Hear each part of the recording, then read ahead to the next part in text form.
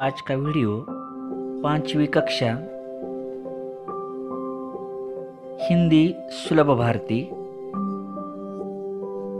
स्वयं अध्ययन चित्रवाचन। तो पहला चित्र, यहाँ पर कुछ पंछी आसमान में उड़ते हुए दिखाई दे रहे हैं और नीचे बहेलिया खड़ा है। तो इसका वर्णन हम करेंगे। एक दिन एक बहेलिया जाल लेकर शिकार की खोज में निकला। उसके पास पंछियों को लालच दिखाने के लिए अनाज के दाने भी थे। रास्ते में चलते समय उसे एक जगह आसमान में उड़ते हुए बहुत सारे कबूतर दिखाई दिए। चित्र क्रमांक 2, बहेलिया जाल बिछाए हुए दिखाई दे रहा है। हम इस चित्र का वर्णन यहाँ पर करेंगे। कबूतरों को देखते ही उसने फौरन जमीन पर जाल बिछा दिया और वहां अनाज के दाने बिखर दिए। वह पास के एक पेड़ के पीछे छुप गया। चित्र क्रमांक 3, यहाँ पर कबूतर दाना चुगते हुए दिखाई दे रहे हैं। तो इसका वर्णन, कबूतरों की नजर जैसे ही दाने पर पड़ी तो उसे खाने के लिए वह उस पर टूट पड़े और दाना चुगने लगे। चित्र क्रमांक 4, कबूतर उड़ने की कोशिश करते हुए यहाँ पर दिखाई दे रहे हैं। तो इस चित्र का वर्णन, जैसे ही कबूतरों का पेट भर गया वैसे वह उड़ने के लिए तैयार हो गए, लेकिन वह उड़ नहीं पा रहे थे क्योंकि उनके पैर जाल में फंस गए थे। चित्र क्रमांक 5, तो यहाँ पर चर्चा करते हुए कबूतर दिख रहे हैं। इसका वर्णन,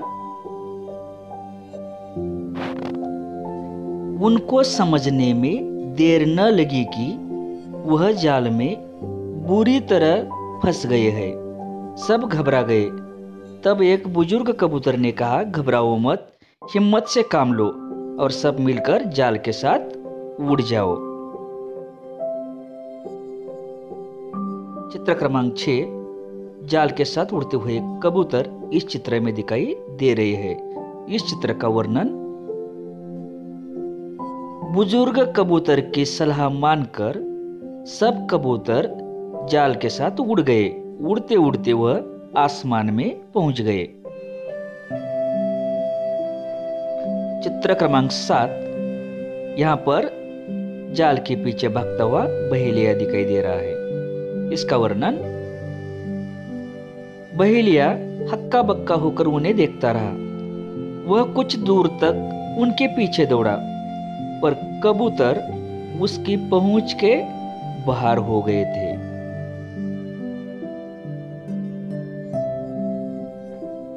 चित्र क्रमांक 8, यहाँ पर जाल के साथ कबूतर एक चोटी पर उतरे दिखाई दे रहे हैं। इसका वर्णन, उड़ते उड़ते कबूतर एक पहाड़ के ऊपर पहुंचे।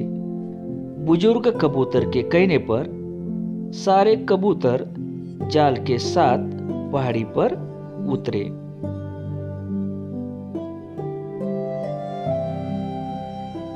चित्र क्रमांक 10, यहाँ पर कबूतर जाल से मुक्त होकर उड़ते हुए दिखाई दे रहे हैं। तो इस चित्र का वर्णन, पहाड़ी पर बुजुर्ग कबूतर का दोस्त चूहा रहता था। बुजुर्ग कबूतर ने चूहे को आवाज दी। चूहा झटपट बाहर आया। उसने जाल काटकर कबूतरों को आजाद कर दिया।